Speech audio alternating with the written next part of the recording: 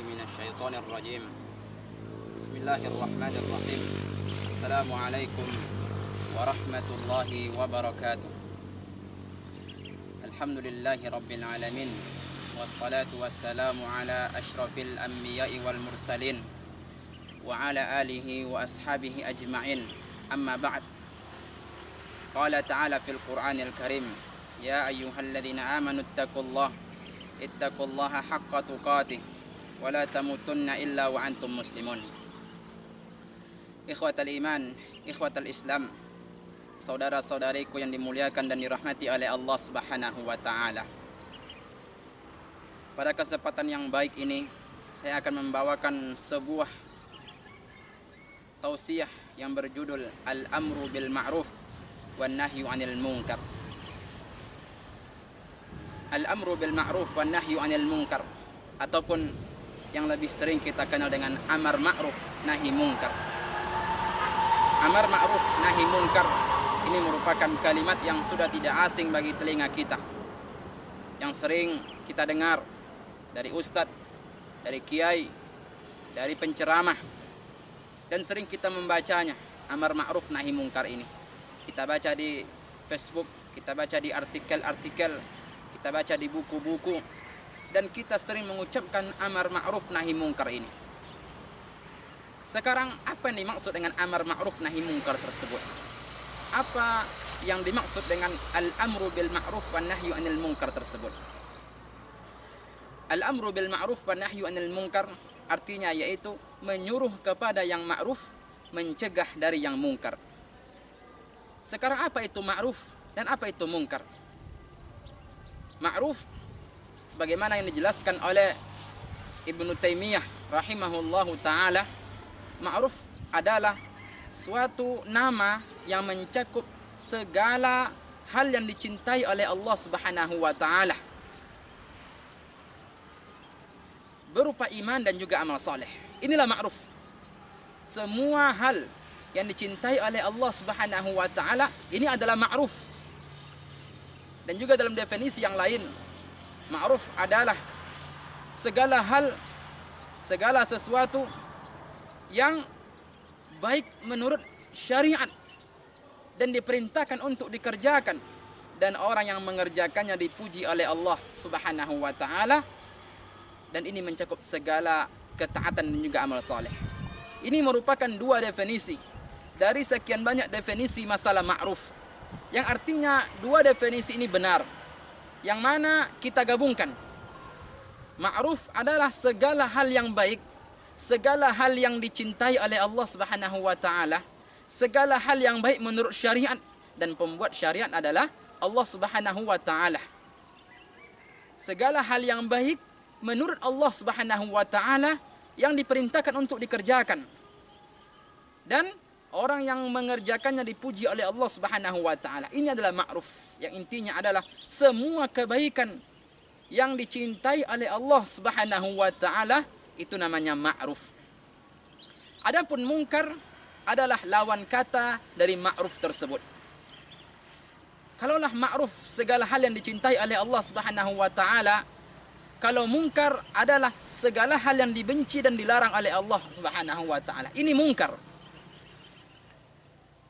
Ma'asyiral muslimin, saudara-saudariku yang dimuliakan oleh Allah Subhanahu wa taala.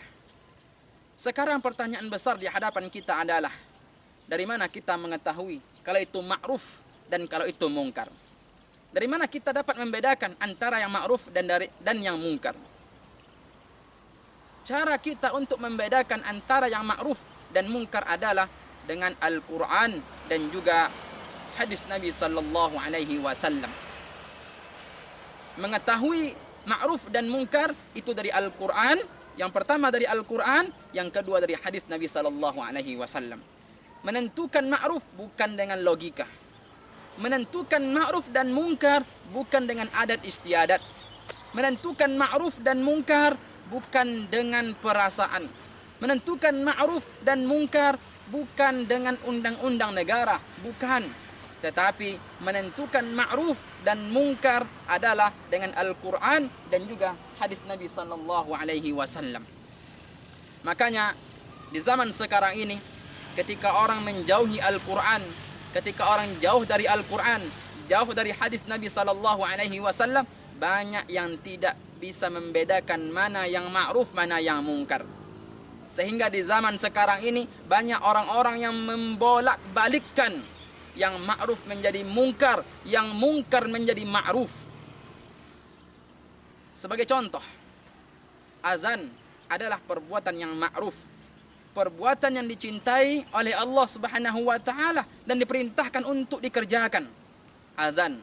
Tetapi kita lihat orang yang dangkal ilmunya, orang yang jauh dari Al-Quran, justru mereka menghalangi azan, disuruh untuk mengecilkan volume azan. Ini membuktikan kebodohan seseorang yang tidak bisa membedakan antara yang ma'ruf dan yang mungkar. Pengajian, taklim adalah yang ma'ruf.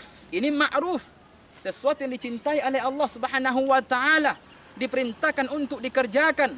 Tapi banyak sekali orang-orang yang menghalangi ustadz-ustadz untuk berceramah. Persekusi di mana-mana, persekusi yang dilakukan oleh orang-orang, oleh organisasi, oleh sekelompok orang yang dangkal pemikirannya, yang jauh dari Al-Quran, jauh dari hadis Nabi sallallahu alaihi wasallam, justru mereka membubarkan pengajian dengan alasan-alasan yang tak masuk akal. Ini membuktikan mereka tidak tahu, tidak bisa membedakan antara yang ma'ruf dan yang mungkar. Dan juga kalimat la ilaha illallah ini ma'ruf. Dalam sebuah hadis Nabi sallallahu alaihi wasallam bersabda, "Al-imanu bid'un wa sab'una syu'batan aw bid'un wa sittuna syu'batan, fa'alaha qawlu la ilaha illallah wa adnaha imatatul adza 'anit thariq." Iman itu memiliki 73 atau 60, 70 lebih atau 60 lebih cabang. Dan tingkatan iman yang paling tinggi adalah qaulu la ilaha illallah, mengatakan la ilaha illallah. Dan yang paling rendah adalah ketika kita menyingkirkan segala sesuatu yang berbahaya dari jalan. Ma'asyiral muslimin, azani Allah wa iyyakum. La ilaha illallah ini merupakan kalimat tauhid. Kalimat yang apabila kita tidak beriman kepadanya, maka akan dianggap kita bukan sebagai seorang muslim.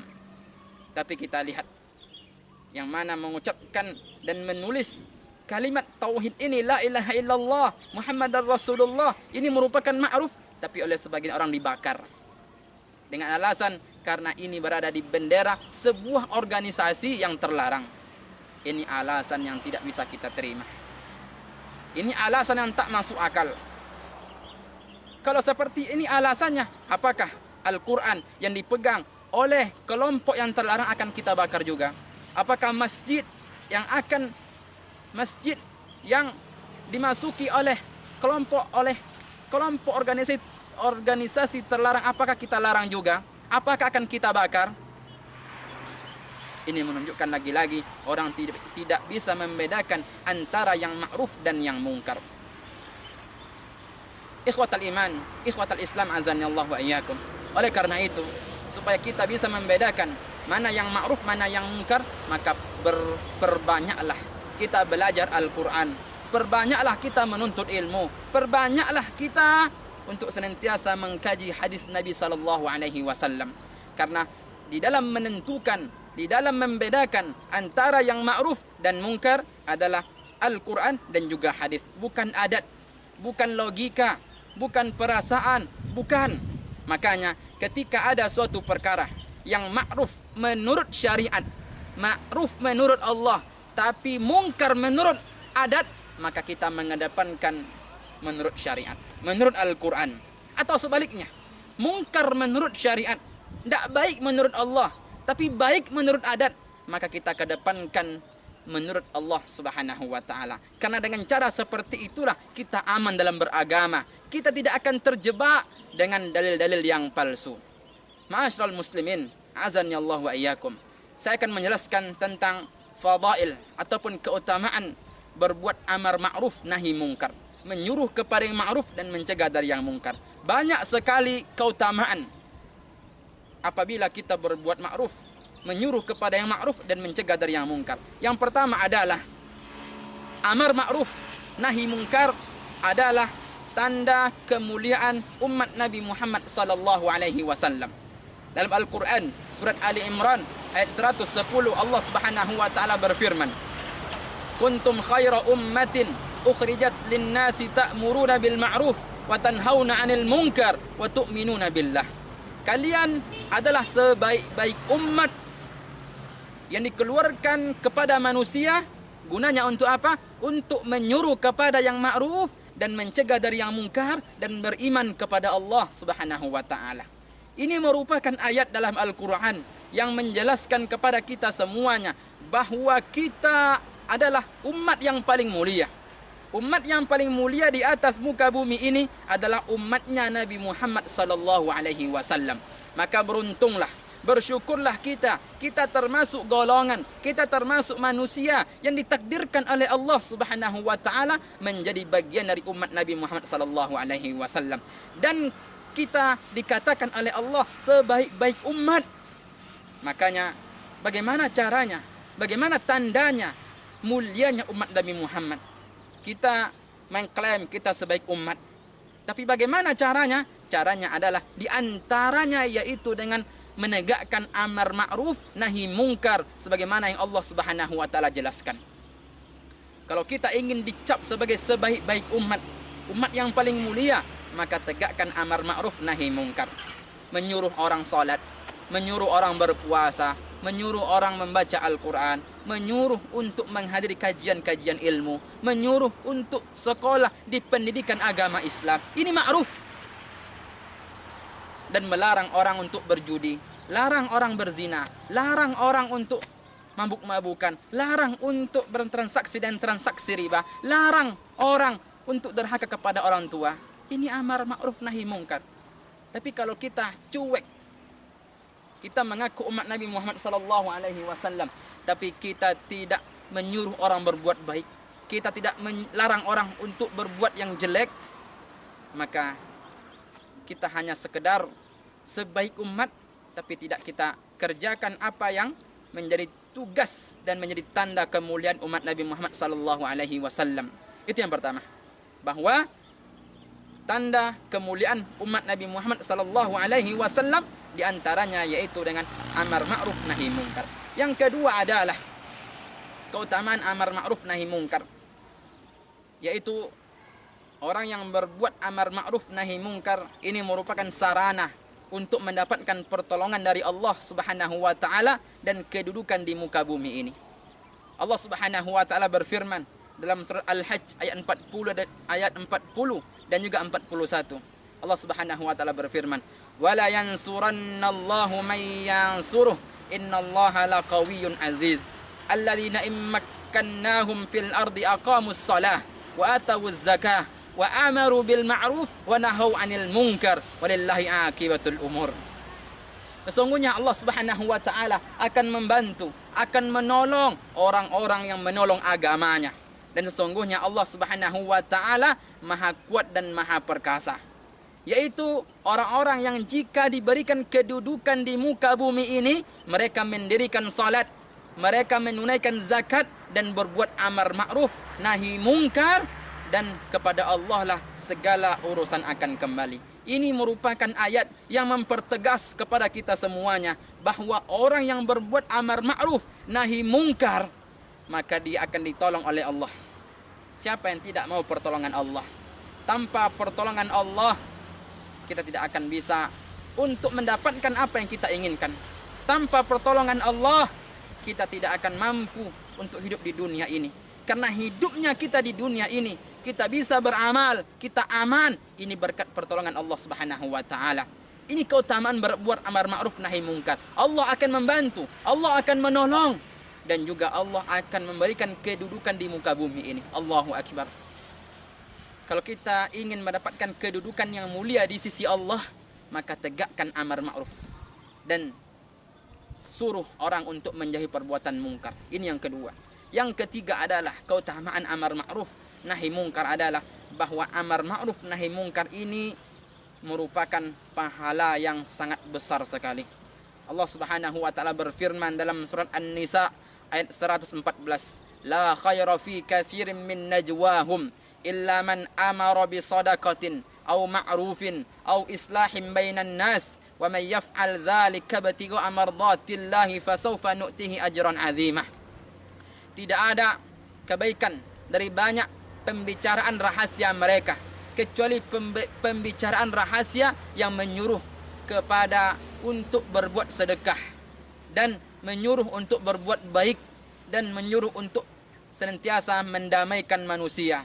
Barang siapa yang mengerjakan ini semuanya, mengerjakan ma'ruf, menyuruh untuk bersedekah dan menyuruh orang untuk berdamai, mereka akan diberikan pahala yang besar oleh Allah Subhanahu wa taala. Dalam hadis Nabi sallallahu alaihi wasallam bersabda, "Man da'a ila hudan kana lahu minal ajri mithlu ujuri man tabi'ahu la yankusu min ujurihim syai'a." Rawahu Muslim. Barang siapa yang menunjukkan kepada suatu kebaikan, maka baginya pahala seperti pahala orang-orang yang mengikutinya tanpa dikurangi sedikit pun dari pahalanya. Allahu akbar. Siapa yang tidak ingin pahala yang besar? Semua kita ingin pahala. Hidupnya kita di dunia ini ingin pahala. Apapun perbuatan amal soleh yang kita kerjakan ingin pahala. Makanya saya akan menjelaskan di antara cara untuk mendapatkan pahala yang besar adalah tegakkan amar ma'ruf nahi mungkar. Suruh orang tua kita salat, suruh anak kita salat, suruh tetangga untuk berbuat baik, larang mereka ketika mereka durhaka kepada Allah Subhanahu wa taala. Ini yang ketiga. Yang keempat adalah keutamaan amar ma'ruf nahi mungkar. Bahwa amar ma'ruf nahi mungkar ini merupakan tugas utama yang diemban oleh para nabi dan para rasul. Allah Subhanahu wa taala berfirman, "Wa laqad ba'atsna fi kulli ummatin rasula an i'budullaha wa jatanibut taghut." Dan telah kami utus kepada setiap kaum rasul, utusan yang menyuruh mereka untuk beribadah kepada Allah dan menjauhi ibadah taghut. Setiap nabi, setiap rasul, mereka ditugaskan oleh Allah Subhanahu wa taala untuk berbuat amar ma'ruf nahi mungkar, menyuruh kaumnya untuk berbuat baik, sembah Allah, dan melarang kaumnya untuk berbuat dari yang mungkar, melarang kaumnya untuk tidak bermaksiat kepada Allah Subhanahu wa taala. Allahu akbar. Yang kita mengatakan amar ma'ruf nahi mungkar adalah tugas sebagian organisasi, bukan. Jangan kita mengatakan amar ma'ruf nahi mungkar adalah tugas dari FPI, Front Pembela Islam. Tidak. Jangan kita beranggapan amar ma'ruf nahi mungkar adalah tugas yang dilakukan oleh orang tertentu. Tidak.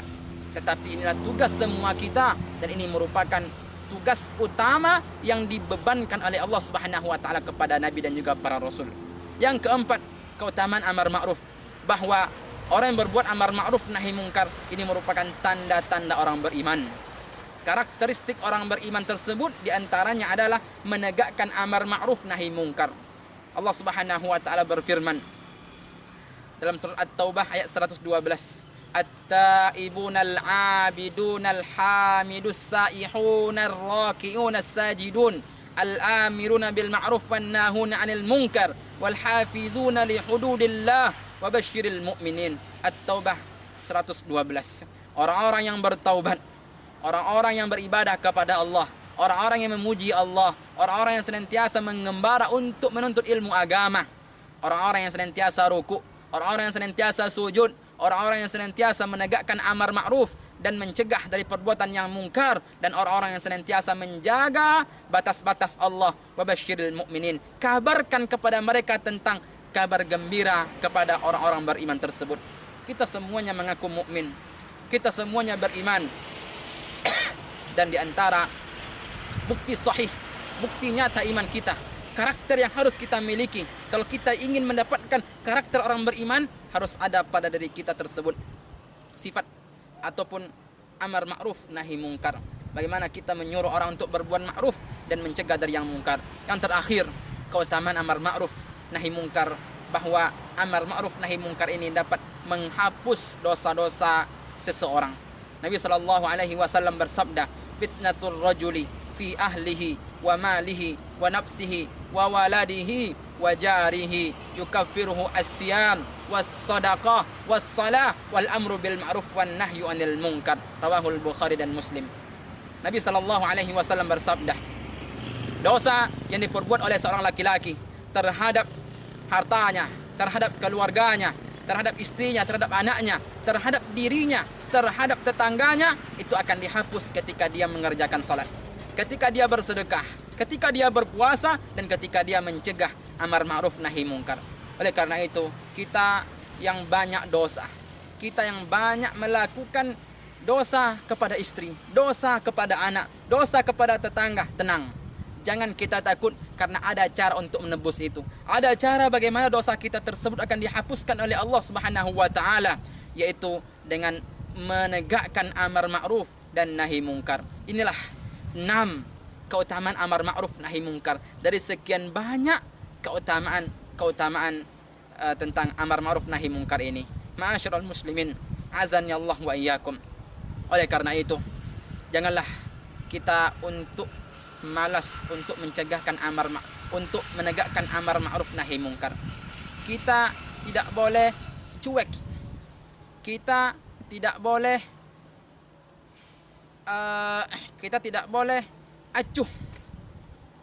Dan ini merupakan tugas kita semuanya. Jangan kita mengira amar ma'ruf nahi mungkar adalah tugas seorang ustadz. Bukan hanya seorang ustadz. Semua kita bisa menegakkan amar ma'ruf nahi mungkar ini. Tidak mesti harus menjadi seorang ustadz dulu baru kita bisa menegakkan amar ma'ruf nahi mungkar. Tidak mesti harus menjadi seorang kiai baru kita bisa menegakkan amar ma'ruf nahi mungkar. Tidak, semua kita bisa dan kita lakukan semampu kita. Kalau kita seorang ayah, lakukan terhadap anak dan istri. Kalau kita seorang RT, lakukan terhadap lingkungan yang ada di sekitar rumah kita. Kalau kita seorang nenek mama, kepala desa, ataupun sampai ke atasnya, lakukan semampu kita. Dan Nabi SAW bersabda, "Man ra'a minkum munkaran falyughayyirhu biyadihi, fa in lam tastati' fa bilisanihi, fa in lam tastati' fa biqalbihi, wa dzalika ataful iman." Barang siapa di antara kalian yang melihat kemungkaran, maka cegahlah. Cegahlah dengan tangan. Kalau tidak bisa, cegahlah dengan lisan. Kalau tak bisa, cegah dengan hatinya. Dan itu merupakan selemah-lemah iman. Kita yang memiliki kepemimpinan, kita yang memiliki kekuasaan, maka kita berhak untuk mencegah orang dengan yadih kita, tangan kita, yaitu dengan jabatan yang kita miliki, kekuasaan yang kita miliki. Dan kita sebagai masyarakat biasa, kita sampaikan dengan apa? Dengan lisan kita. Minimal dengan lisan kita. Tapi kalau sudah tidak bisa, setelah kita coba dengan lisan tidak berhasil, dan justru akan menimbulkan mudarat yang lebih besar, maka cegahlah dengan hati kita. Dan itu merupakan selemah-lemahnya iman. Dan pastinya kita tidak mau iman kita lemah. Oleh karena itu, cegahlah minimal dengan lisan kita. Ma'asyarul muslimin, azani Allah wa iyyakum. Inilah tausiah kita, semoga bermanfaat. Dan kita menjadi orang-orang yang senantiasa menegakkan amar ma'ruf dan mencegah dari yang mungkar. Wassalamualaikum warahmatullahi wabarakatuh.